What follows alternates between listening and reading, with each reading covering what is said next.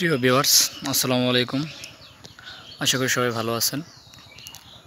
তো আজকে আপনাদের সাথে কথা বলবো পেঁপে গাছের জন্য অত্যন্ত গুরুত্বপূর্ণ খাবার হাড়ের গুঁড়া এবং সবুজ সার নিয়ে। তো হাড়ের গুঁড়াটা মূলত এতে রয়েছে শর্করা জাতীয় খাবার এবং ক্যালসিয়াম অনেকটা বিদ্যমান। তো এই হাড়ের গুঁড়া যে কাজটা করে থাকে সেটা হচ্ছে মাটিতে হিউমাস তৈরি করে। তো হিউমাস তৈরি হওয়ার কারণে গাছ অতি দ্রুত তার পুষ্টি উপাদানটা গ্রহণ করতে পারে এবং গাছের শিকড় খুব দ্রুত অন্য যে খাবারগুলো রয়েছে সেগুলো গ্রহণ করে থাকে। তো এই কারণে হাড়ের গুঁড়া অত্যন্ত গুরুত্বপূর্ণ একটি সার।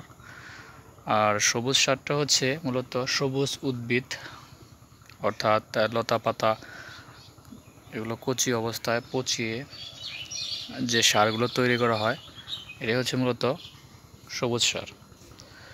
তো আমার সামনে আপনারা যে পেঁপে গাছগুলো দেখতে পাচ্ছেন, এগুলো দেখেন, পেঁপের কোয়ালিটি দেখলে বুঝতে পারবেন যে এখানে খাদ্যের কোনো ঘাটতি নেই। মানে এটা দেখলে বোঝা যায় আর কি।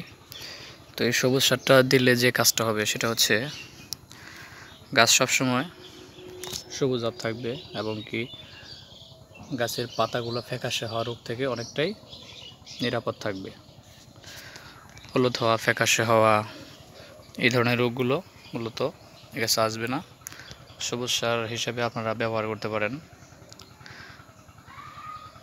কচুরি পানা বা টোপা পানা, ধনচেও ইচ্ছা করলে ব্যবহার করতে পারেন।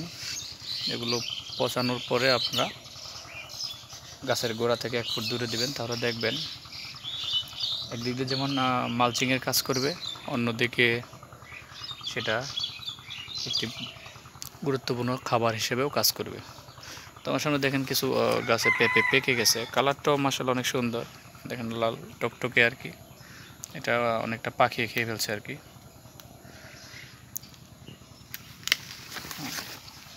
তো এখানে খাদ্যের কোনো ধরনের ঘাটতি নেই।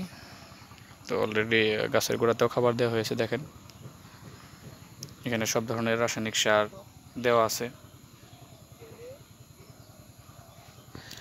তো আপনারা এই সারগুলো ব্যবহার করতে পারেন গাছের বাড়তি খাবার হিসেবে, তাহলে আপনাদের যে কাঙ্ক্ষিত ফলন সেটা আপনারা ইনশাল্লাহ পাবেন।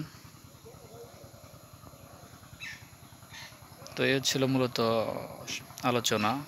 তো আশা করি যে আমার এই ছোট্ট আলোচনা আপনাদের জন্য কিছুটা হলেও উপকারে আসবে।